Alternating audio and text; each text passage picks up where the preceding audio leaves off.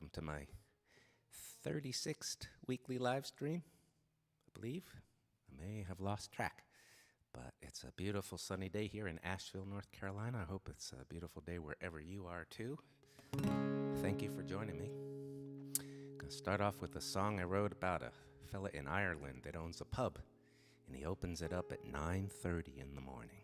This is called the 9:30 Pint.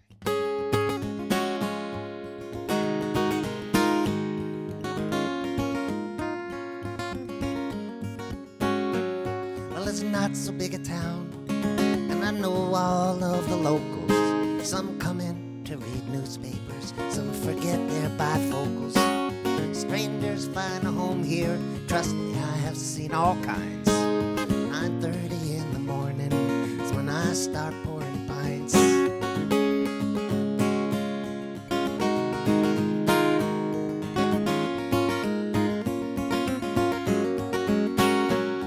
The 9:30 pint can set the morning right for the one who just got off after working all the night. There's a stop along the way as he makes his journey home. Before he pulls the curtains close, disconnects the phone.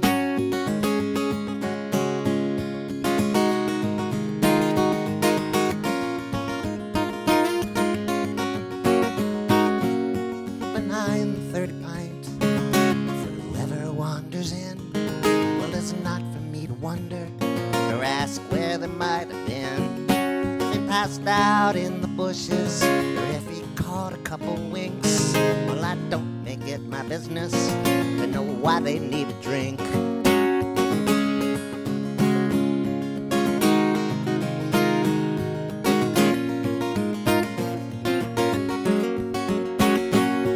The 9:30 pint, perhaps to start a person's day.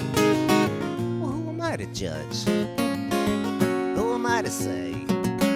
'Cause if they leave here happier than when they first come in, I'll be here tomorrow morning should the punter call again.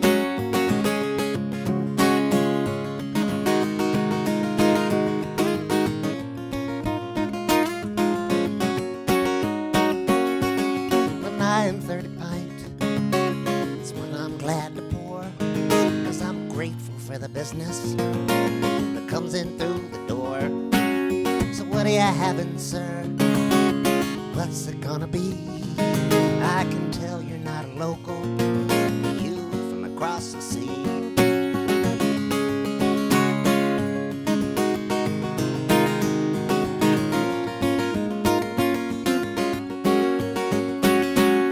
So very, very good morning to you.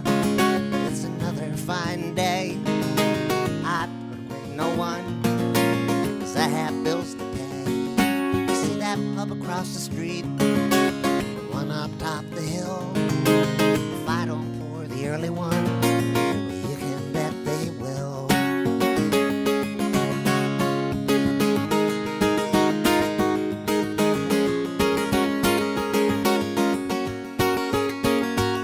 So before you rush to judgment and condemn a decent man, allow me to introduce myself and offer you my hand. I'm just your friendly publican. You're very welcome here. I open at 9:30. You don't have to drink beer.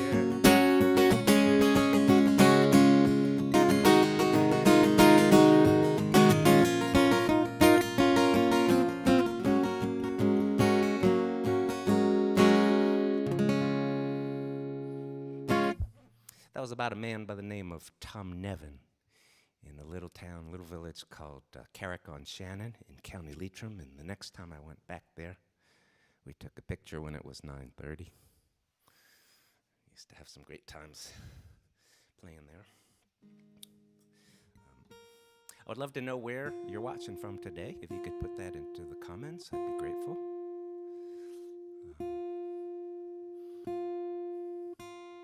Also, if you have any requests for future weeks, I'd love to know about them. Here's a baseball song for you. This was the inspiration for the movie The Natural. It's a true story about a player by the name of Eddie Waitkus and a woman who stalked him by the name of Ruth Ann Steinhagen.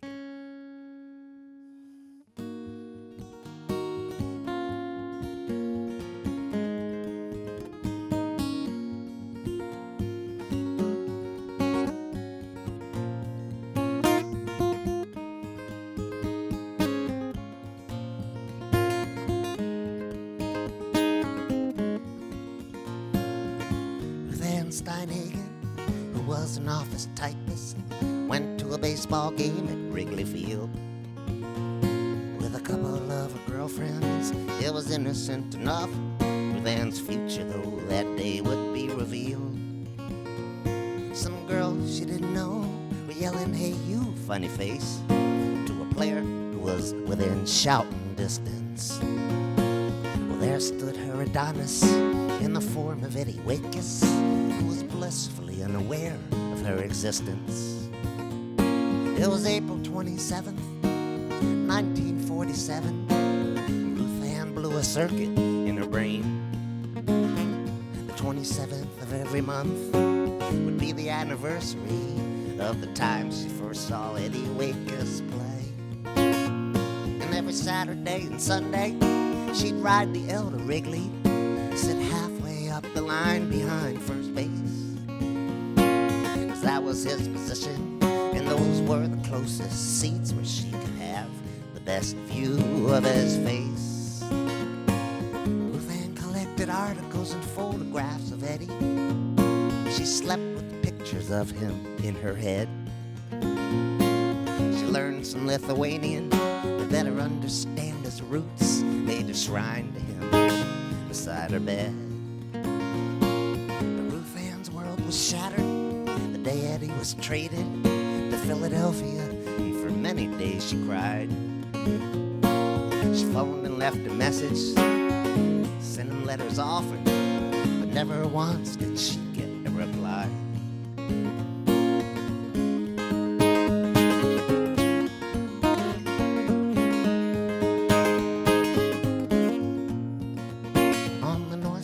Chicago, the Edgewater Beach Hotel. When the Phillies came to town, that's where they stayed. Ruth Ann made a reservation a month ahead of time. On her calendar, she ticked off every day.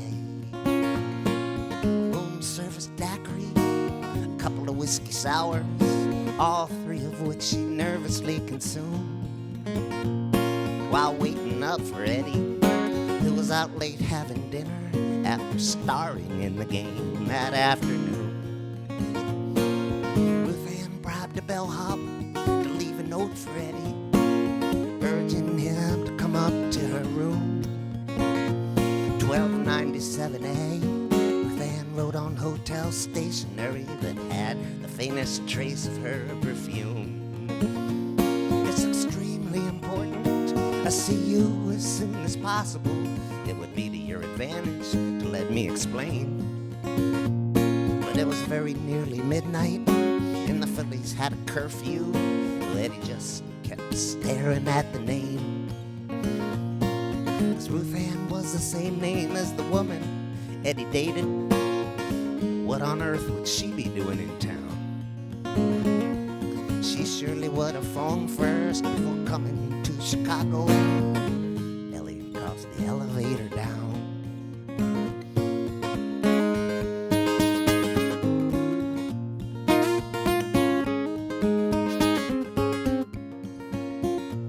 A tall girl answered the door, said Ruth Ann stepped out for a moment, so Eddie sat down by the window in a chair. Ruth Ann said, "I've got a surprise for you," and it was a pawn shop rifle. Eddie said, "Baby, what have you got there?" "Baby, why'd you do it?" cried a bleeding Eddie Waitkus. It was over him, the lifeless Ruth Ann stood. "Well, you've been bothering me for 2 years," Ruth Ann said to Eddie, "and if I couldn't have you then, nobody could." Ruth Ann phoned the desk clerk to say she had shot Eddie, which is probably why he didn't bleed to death. Baby why'd you do it? He kept calling from the stretcher, struggling for every precious breath. Ruth Ann did 3 years in a mental institution. They set her free when they said she was cured. Well, after 4 operations, Eddie Waitkiss did recover. At least you see his name in all the old box scores. But Eddie took to drinking, and he turned into an angry man. There were lots of rumors. People always wondered just how well he knew that crazy starstruck fan.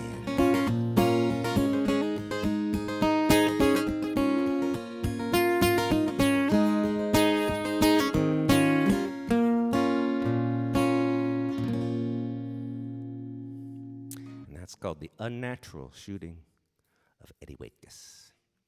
And show you a picture.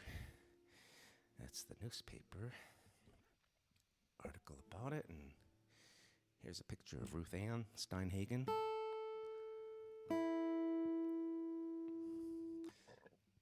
And there's a picture of Eddie Waitkiss in the hospital recovering.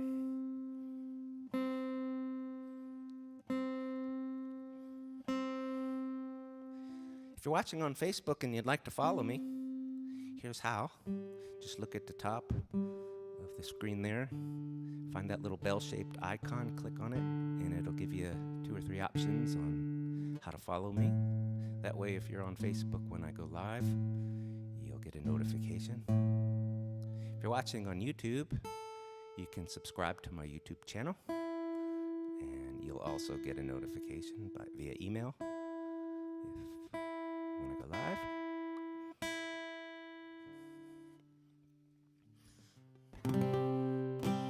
Just a week or so, they had a virtual version of the big folk music conference that happens every year. It's called the Folk Alliance, International Folk Alliance Conference. And I've been to several of these over the years in person. It's a crazy, crazy scene. Somewhere in the vicinity of 1,500 or 2,000 people from all across the folk music world gathered together in a big fancy hotel, and the weekend is full of things like workshops and the exhibition hall, and it's all about artists trying to meet agents and trying to meet people that book venues and vice versa. And there's a lot of hustling and a lot of glad handing and a lot of butt kissing and a lot of schmoozing, and that's why I wrote this song.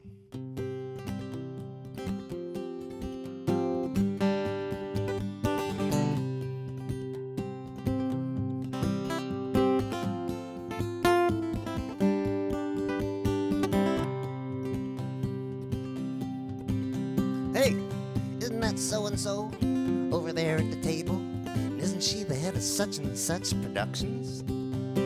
Sitting there with what's his name from what's that record label? Excuse me while I make my introductions. Schmoozing, schmoozing. Watch me work this room, I'm cruising. I'm a schmoozing, schmoozing. I'm a smiling, shaking hands and boozing.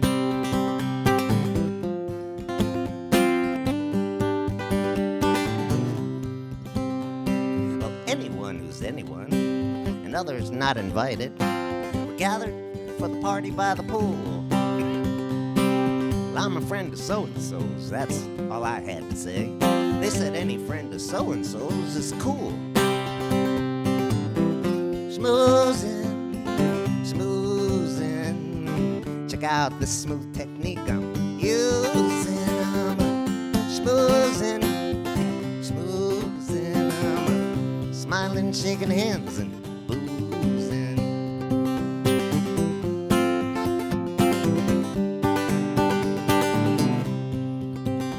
Well, your name tag's flipped around. How can I tell if you're important? General pleasantries I'll exchange with you. My cheek muscles are tired. And how about that rain we had last night? Heard there's a chance of rain this evening too. Smoozing, smoozing. Remembering all these names is so confusing. I'm smoozing, smoozing. I'm smiling, shaking hands and boozing.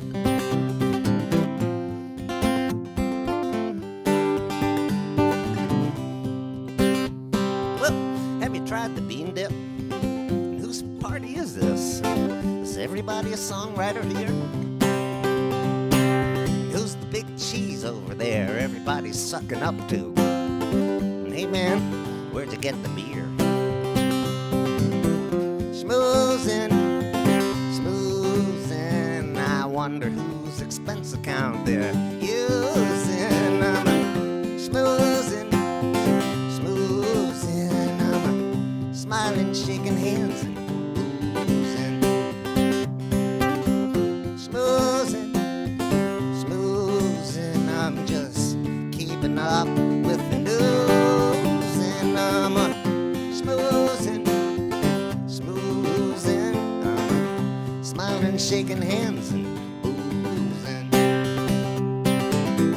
Schmoozin', schmoozin', well I wonder who it is. It should be goosing. I'm schmoozin', schmoozin', I'm smiling, shaking hands and boozing.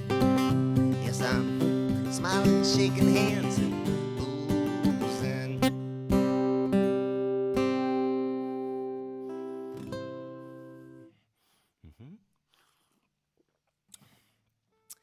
This next song I wrote from a photograph. I found out that an ancestor of mine was a musician. And as you can imagine, that was thrilling to learn about that. So I wrote him a song. And it's called Old Song Handed Down.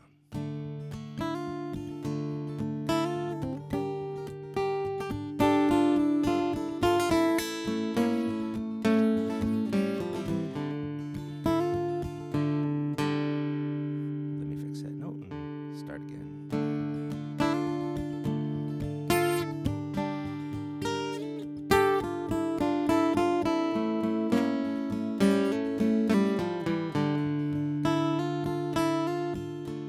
An old photograph, it's in your eyes.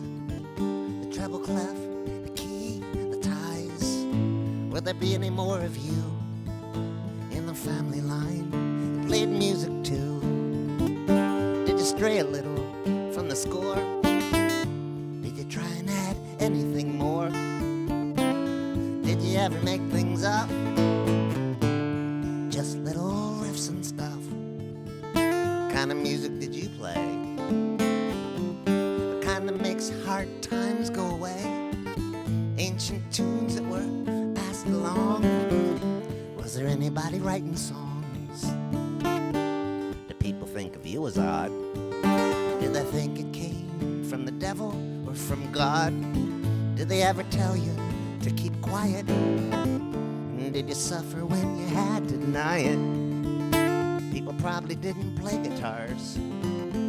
There wouldn't have been any popular stars who'd come around who you'd have heard. There was no way to spread the word. Nobody had a radio, record player, or a stereo. No iPods, no CDs, no cassettes, and no TVs. You had a violin, you had a bow. How far away did you have to go to get to where no one else could hear? You could play it loud and clear. Did you have such a secret place where you could go and know the grace? A riverbank or a favorite tree, place where you could just be free. As I go from town to town, little glimpses are all I found. Would you recognize these sounds? Are these the old songs handed down?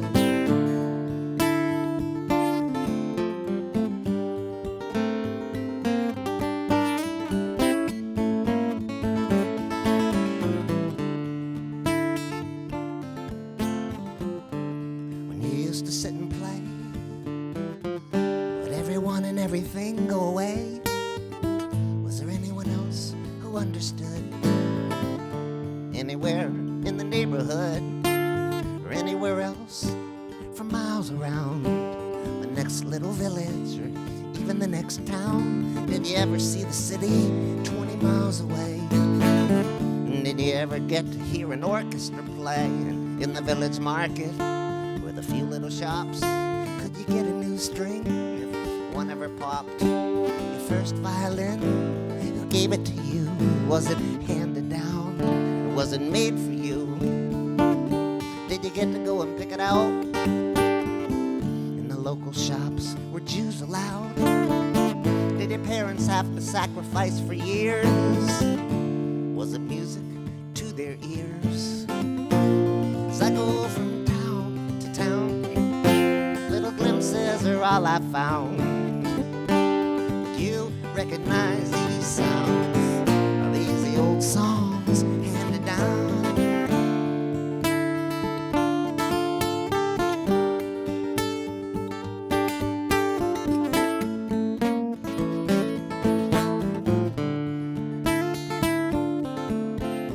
Man, if we could sit one night under the stars, those same constellations, the very same Mars, not talk about neocons or about czars. All I wanna do is pick the guitar. You can tune up that fiddle, rosin the bow, and if you want, we can give it a go.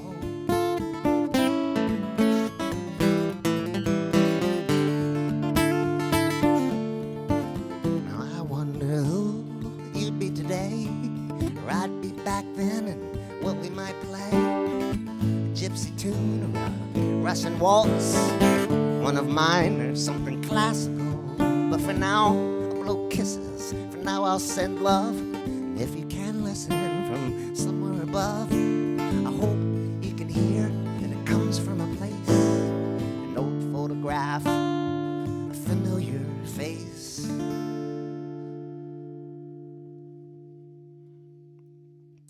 We've come to that part of the show I like to call Puck View. And today I'm featuring a practice puck, very old practice puck from the Chicago Blackhawks. That's one of my more prized hockey pucks.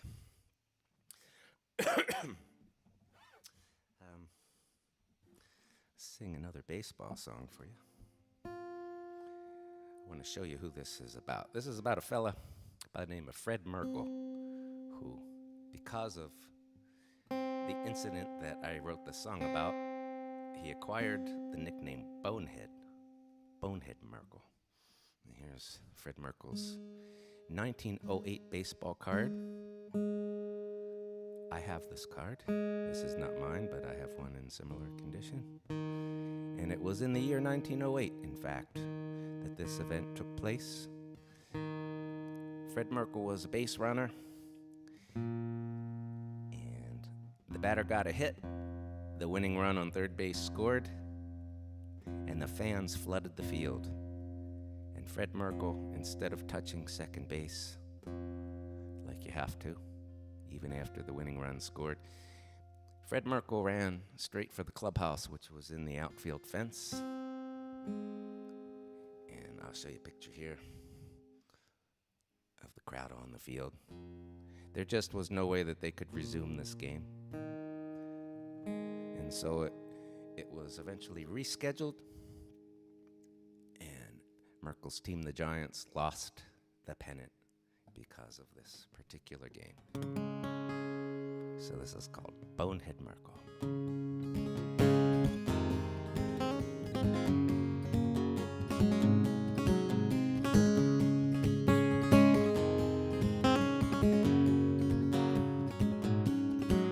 September 23rd, 1908. Cubs against Giants. Giants at the plate. Britwell came to bat. There were 2 outs and 2 on. It was the bottom of the ninth. In the infield it was drawn. 2 weeks left in the season. Classic pennant race. Giants had a 1-game lead and the Cubs were giving chase.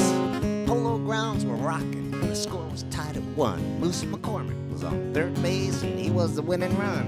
Which brings us to Fred Merkle, whose name would soon be cursed. He was the other runner, took his lead off first. Bridwell drilled a line drive out into right center. McCormick could have walked on home, and the Giants were the winners. The Polo Grounds erupted, thousands rushed the field. The players all ran for their lives with the fans right on their heels, and Merkle was halfway to second by the time McCormick scored. Then Merkle made a beeline straight for the clubhouse door. The door to the clubhouse was in the outfield wall. Merkle never did touch second, and the Cubs retrieved the ball. Throw back to the infield reached the wrong couple of hands. Giants coach McGinnity threw the ball up in the stands, and after a long deliberation, the ump ruled Merkle out. It would take too long to clear the field of this unruly crowd. Since night games were unheard of then, and it would soon be dark, he called the game a 1-1 tie, would have to sneak away from the park.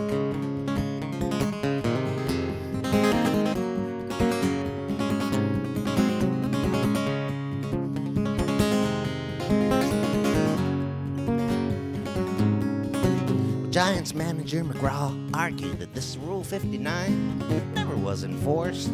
Why should it be this time? But only 2 weeks earlier, it ran on all the wires. The same play happened to the Cubs under the very same umpire. But none of the New York papers deemed the story fit to print. So it was that thanks to them, their team was ignorant. All throughout the baseball world and elsewhere, people knew it. Runner has to touch his base, and Merkle didn't do it.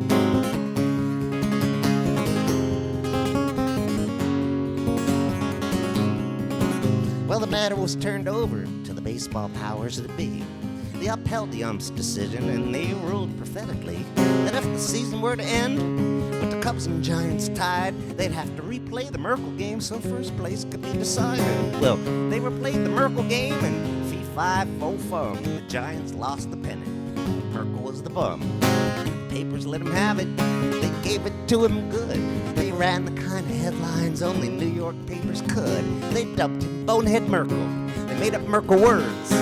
One might pull a Merkle, and to Merkle became a verb. Some would yell, touch second, Bonehead, when he stood on first. Little kids yelled, moron, and the older kids much worse.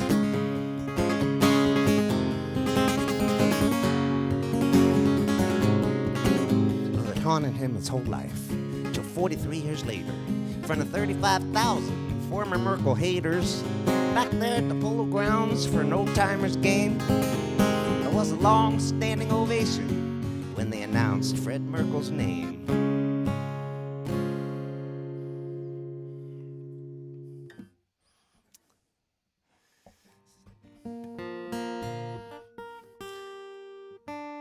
So, once again, love to know where you're watching from today. I love reading your comments after the show. I can't read them while I'm playing, but I do love going back and reading them all.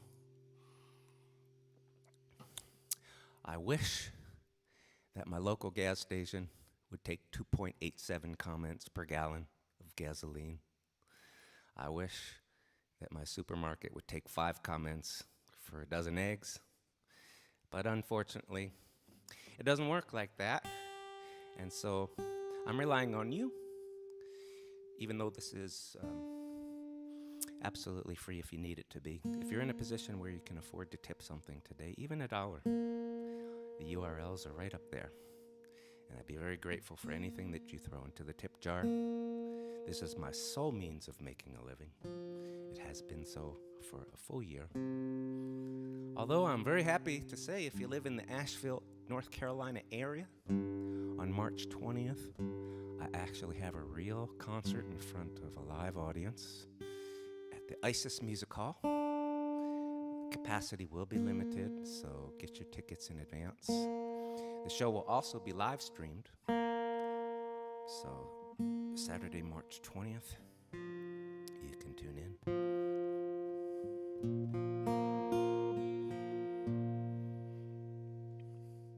Here's a story about a little girl whose mother cut off her braids. Her hair had never been cut. She was 11 years old or 12 years old. Her hair had never been cut.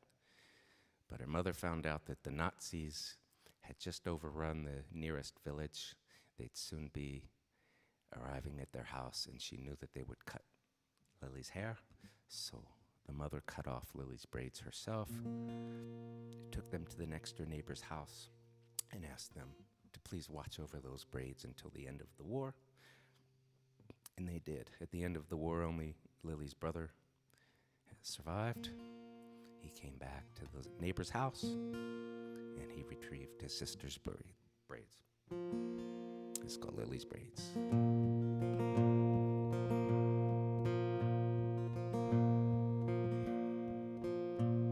The house he was born in was only next door. His country had vanished, his people no more. Out in the garden, some little boys played.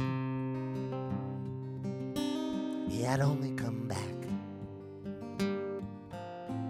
to retrieve Lily's braids. Word had come down, the Germans were near. They had taken a village a few miles from here. There was no place to run, there was no place to hide. It was no longer safe to be going outside. Whispers of horrors, what they did to the Jews, sorting into piles the clothing and shoes. At the railway station, shaving their heads, then taking the hair to make pillows and beds. Lily's hair had never been cut. The curtains were drawn, the doors were shut. It had hung to her knees just moments before. The braids would be safe with the people next door. Lily's mother quietly prayed. She said, "Come here, child, don't be afraid. I promise you one day we'll pin them back on after the war, when the soldiers are gone."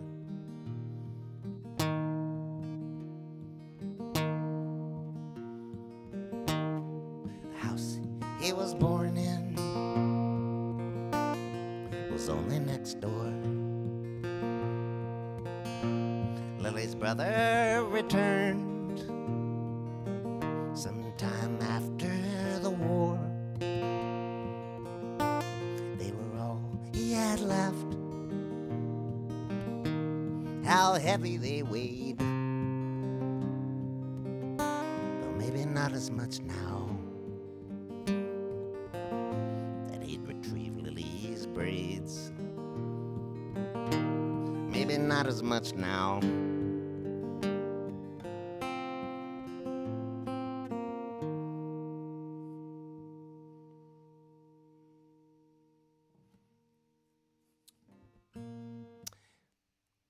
If you're interested in picking up recordings of mine, you can do that two different ways. If you want the CDs themselves, you can get them from chuckbrodsky.com. I'll be the one that packs them and ships them to you, so if you want them autographed, you can just put that in the notes. or any other such requests.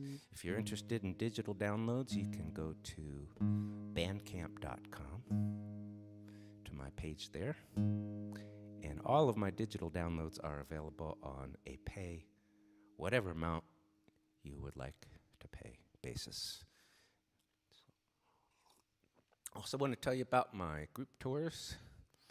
I'll be going to Ireland this October, and as of this morning, I heard from the company, and we're still planning on going. We will only go if it's safe to do so. So that's just kind of up in the air, but we're planning on going. I have 2 new Ireland tours that I'll be taking deposits for very soon, for July of 2022. I've also got some tours to Scotland that will be very similar to the Ireland tours. And one of them is sold out. 2 of them are close to being sold out. You can see the dates there. If you want more information, just go to chuckbrodsky.com. Look on the top menu bar, and you'll see Scotland, Ireland tours, and that will lead you to a lot more information about these tours. Also, if you'd like to become my patron on patreon.com. Patreon is a fabulous platform that allows people to support their favorite artists on a monthly basis, and you can pledge any amount you're comfortable with, even as low as $1, and it will give you the same access as people who have pledged more money. I share things like new drafts of songs, the first recordings of songs. I've just shared some of that stuff. I was just in the recording studio last week and shared some photos from that session. I shared a recording from the previous session. I do Zoom hangouts with my patrons, patron-only hangout. We'll be doing one this Wednesday, in fact, and if you sign on to become my patron before then, you can join us. It's a lot of fun. It's a free-for-all. Folks can hang out with me and ask me any questions they want, request songs. It's a chance for patrons to meet one another. And it's a pretty free format. It'll be what it is. But it's great fun. I'd love to have you become my patron if you would. Also, if you're an educator, I have recently started to do some remote broadcasting to schools, and all schools are set up these days for such a thing. So if you happen to have a Holocaust curriculum or a social studies program where some of my songs about racism might fit in, or even your a creative writing class, I'd be happy to talk to you about that. Right from this very seat, I can pipe into your classroom and interact with your students. And just this past week, I did something for a wonderful school in Florida called the Pine School. Did 4 sessions with them. I'd love to do more of it. So if you're an educator and you're interested in having me involved in your curriculum, please get in touch. You can do that at Chuck at chuckbrodsky.com, or you can reach me through Facebook. And once again, please tell me where you're listening from. I'd love to know.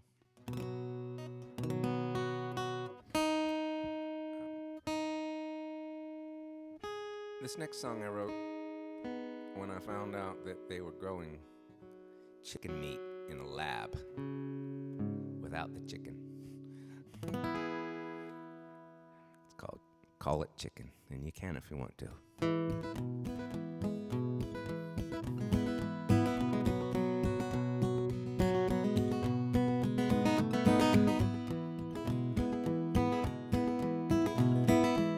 They call it chicken. What do I know? And who's to say that it isn't so?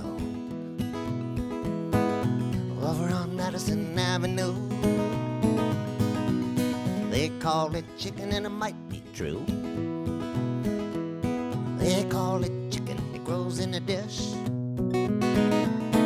Tweak it a little, you can call it fish. Try telling that to the man on the street. How all they're growing is a chicken meat.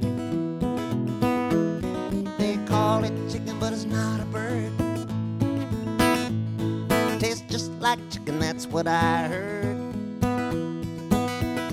can't confirm and I can't deny. I'll be too chicken to give it a try.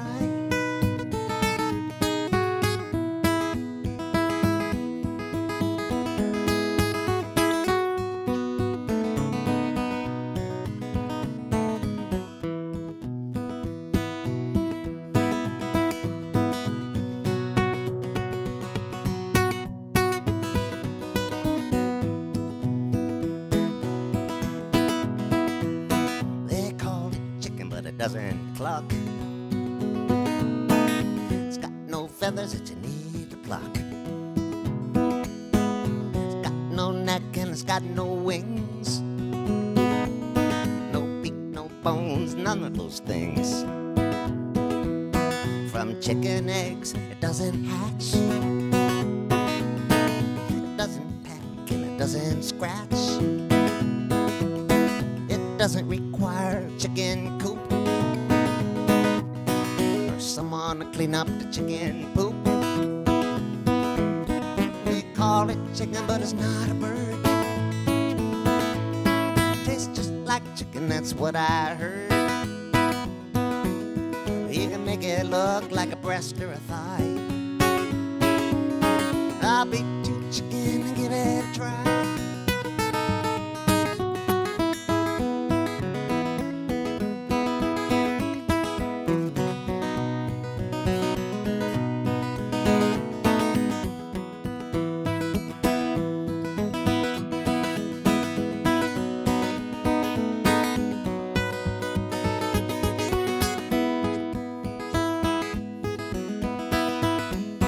They call it chicken, well, it might be. One day maybe it'll grow on a tree. They'll have to hire a chicken picking crew till they figure out how to replace them too. They call it chicken, but the foxes hate it. The roosters are just real frustrated. You can call it chicken, the law's with you, but it doesn't have sex like chickens do. They call it chicken, but it's not a bird. Tastes just like chicken, that's what I heard. It's as American as apple pie with GMO apples and GMO wheat. Eat two chicken to give it a try.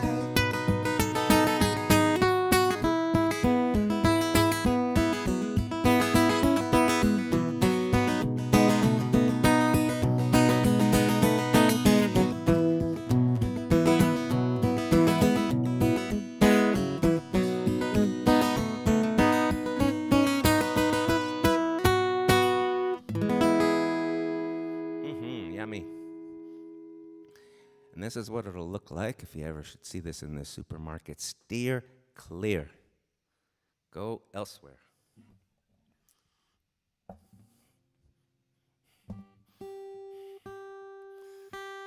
So, when I was married, I had a very sticky situation. My ex-wife and my GPS did not get along. Now, my GPS was British, and her name is Emily. I can't imagine why there'd be any jealousy between them, but that's Emily. Now, my wife was very jealous, like I said, and my GPS was also very jealous of my wife. In fact, she once tried to kill her. See that?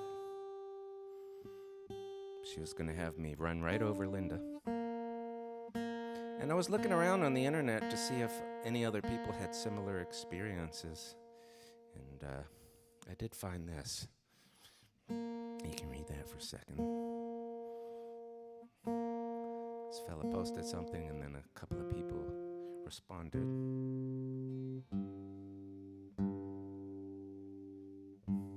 So I'm far from the only one that has been in this situation. And that was very a relief to find that out. Now, I can't imagine why my would have been jealous of my GPS, even though my GPS did send me this for Valentine's Day 1 year.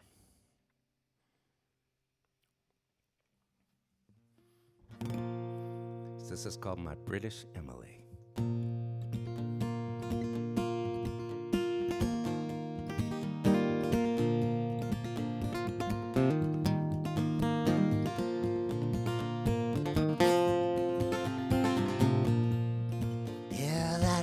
Woman, says my wife, she's who you trust with your life. Listen to her more than you do me.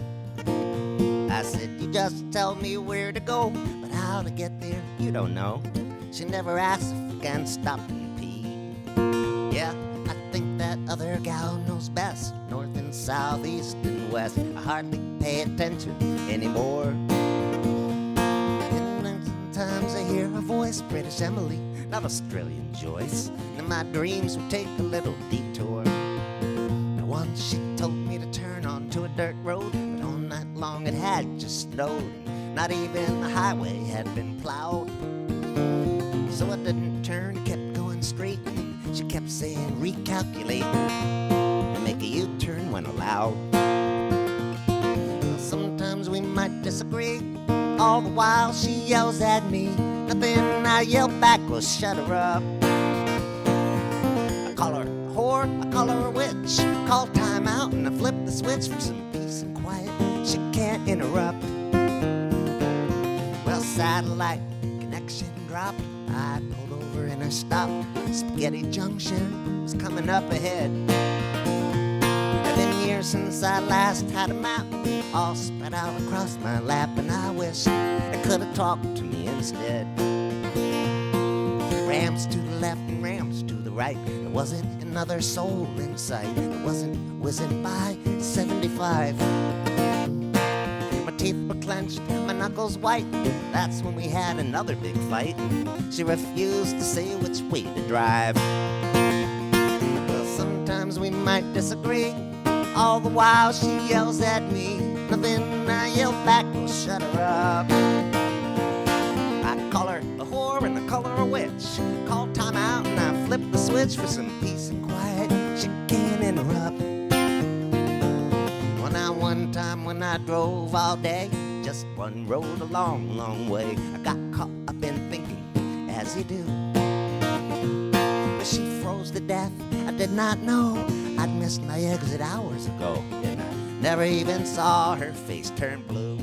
A lot of old songs have adult verses in them, and this one does too. So if you think that might upset you, just hold your ears for a minute.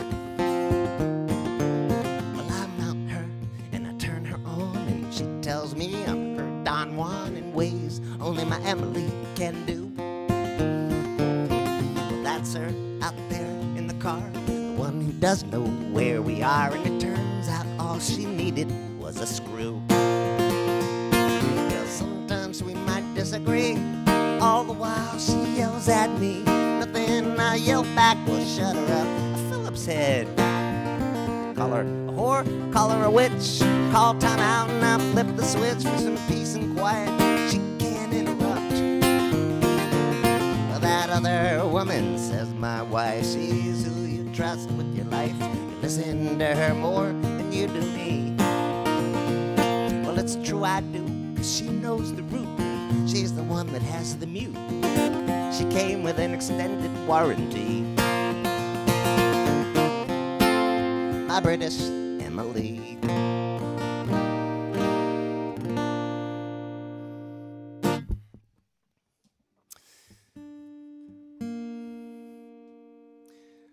Just want to mention that if you live within, say, 3 or 4 hours of Asheville, North Carolina, and you'd be interested in having an outdoor little house concert, socially distanced, I would love to play one for you.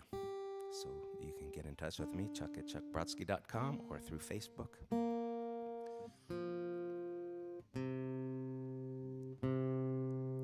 I have a few more songs for you here. I guess next weekend will mark the 1-year point from the last tour that I did. spent the past 29 years before that on the road, and have been the beneficiary of a lot of really lovely hospitality. A lot of people have been very generous and kind, opening up their homes to me, taking me in for the night. And so I wrote this song. It's called Home Away from Home Again. And it's sort of a composite sketch to all the people out there that have been so good to me.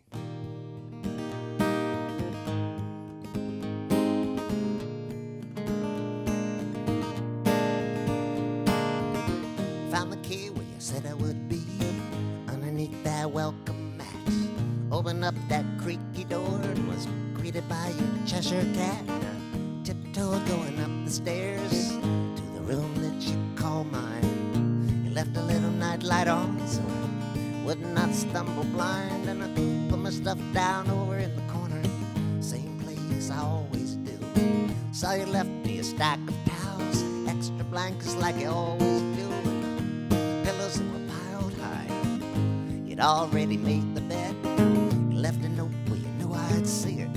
I already knew what it said. It said, there's food in the oven, I only have to heat it up. Whatever's in the fridge, I just help myself and eat it up. Coffee in the freezer, filters in the cabinet. Anything I find in the cupboard, not to be shy about having it. Home away from home again. Home away from home again. Home away from home again. Home away from home again. You do a map of the neighborhood, showed me where to catch my train, all the way to San Jose, then back to Jamaica Plain. Said you'd be gone early in the morning, but you'd be back home by dark. You left directions to the post office, a nice cafe in the sweet little park. So I turned the night light out, laid down in a comfortable bed, and I fell asleep with a smile on my face, sweet dreams in my head. It was home away from home again, with a cat purring in my feet. Home away from home again, and you sure do make it sweet. Yes, food in the oven, I only have to heat it up. Whatever's in the fridge, I should help myself and eat it up. Coffee in the freezer, filters in the cabinet. Anything I find in the cupboard, not to be shy about having it. Home away from home again. Home away from home again. Home away from home again. Home away from home again. Found the key where you said I would be.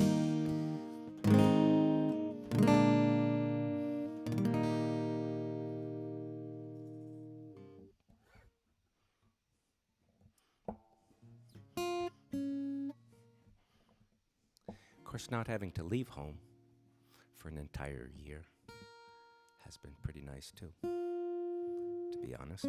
But I miss you. I miss traveling to see you wherever you might be. And I hope that by January, maybe, with my annual California tour, I can be back to touring full time. I'll probably be doing some one-off shows here and there.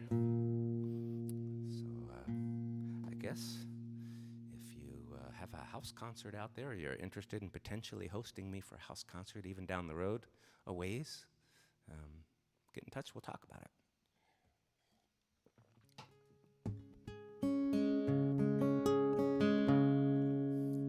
So I have tried all sorts of ways to persuade people to believe what I believe, change their political minds. It doesn't work. Nothing works. I've tried everything. Only leads to arguments and fights, except I have recently come up with a new technique. I've tried it out several times. It works. Try this at home. Try it.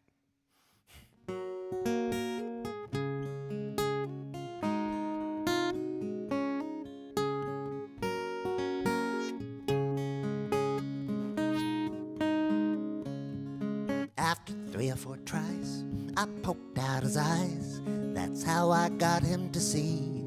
To get him to hear, I screamed in his ear, gave him the 3rd degree. I sharply berated him and told him I hated him. I wasn't very kind.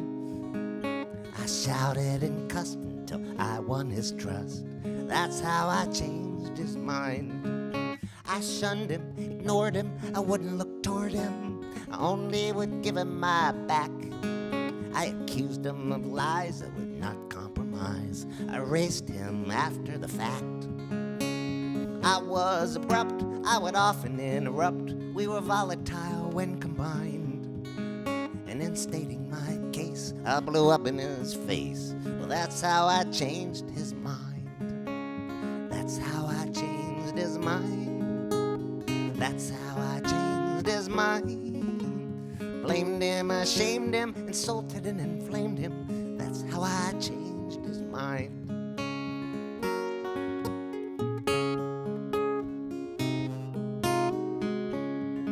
Now this man was an ass. I was gonna let him pass, let him take a wide berth of me. But I was right and he was wrong, like I was telling him all along, trying to just get him to see.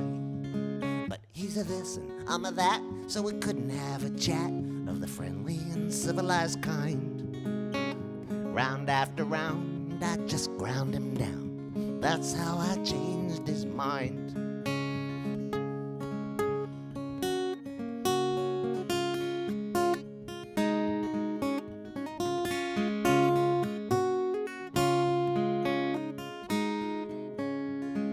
So I stomped on his toes and I punched him in the nose. I was using irony. So sure of the truth, I knocked out his tooth and I kicked him twice in the knee. I won over his heart with a poisonous dart, and you should have seen me unwind, being overly cruel and with ridicule. Well, that's how I changed his mind. That's how I changed his mind. That's how I changed his mind.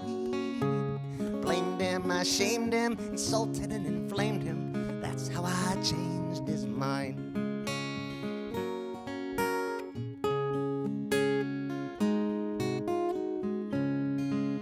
So I called him a fool, challenged him to a duel, threw my white glove in his face. 20 paces and I shot, and I must have hit the spot. Anyway, that's how I pleaded my case. Well, I won in the end, after making him bend. And after all, the papers were signed. In the end, I won, yeah, that's how it was done. Well, that's how I changed his mind. That's how I changed his mind. That's how I changed his mind. Blamed him, ashamed him, insulted and inflamed him. That's how I changed his mind. Yeah, I blamed him, shamed him, I might have even maimed him. That's how I changed his mind. That's how I changed his mind. That's how I changed his mind. That's how I changed his mind.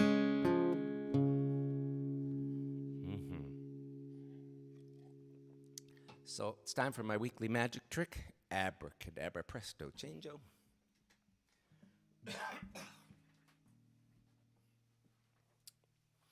Thank you very much for tuning in this week. Hope you've enjoyed today's show, and I hope you'll join me next week. I guess since it's the show close to St. Paddy's Day, I should probably play all the songs that either were written in or about Ireland, among other songs. So join me there. Once again, if you are comfortable throwing something into that tip jar, even $1, it will all add up, and it will help me when I go to the grocery store and when I go to the gas station and when it's time to pay my mortgage and all that stuff. So, of course, if you're currently unemployed because of COVID or for any other reason, don't feel obligated to put anything into the tip jar. But if you can afford to, I hope you value my time and my talents and my songs. And I will be very grateful for anything that you'll tip. I'd like to dedicate this song to my parents. And it's my oldest song. I wrote it in 1981. It's 40 years old.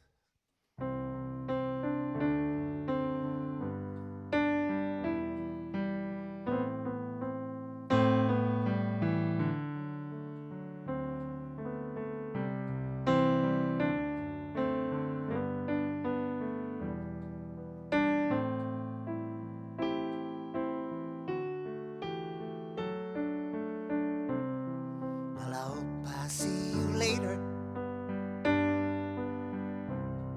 'cause it's time for me to go. That's my ride that just pulled over, and it sure was good to know you. So go answer your calling, go and fill somebody's cup. If you see an angel falling, why don't you stop and help them up?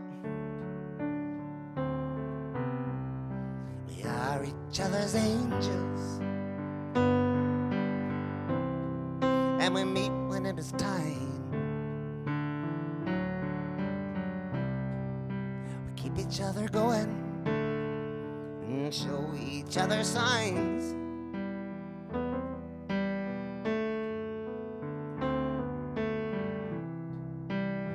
Sometimes you'll stumble, sometimes you'll just lie down. Sometimes you'll get lonely with all these people around. You might shiver when the wind blows, and you might get blown away. You might lose a little color, you might lose a little faith, but we are each other's angels, and we meet when it is time. We keep each other going, and we show each other signs.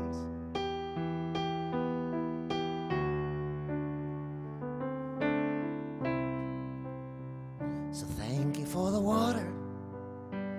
Thought I was gonna die out here in the desert, but you quenched my thirst. Let's break a little bread together. I've got a little manna. It was a gift from someone who was passing by and offered me a lift. We are each other's angels, and we meet when it is time. Keep each other going, show each other signs.